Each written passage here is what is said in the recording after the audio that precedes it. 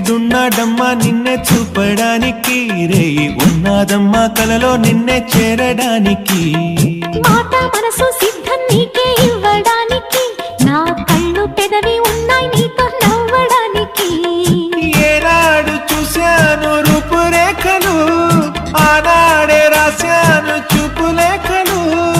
ఏ రోజు లేవమ్మా ఇన్ని వింతలు, ఈ వేళ నా ముందు ప్రేమ పుంతలు. ఏడు వింతలను మించే వింత మన ప్రేమే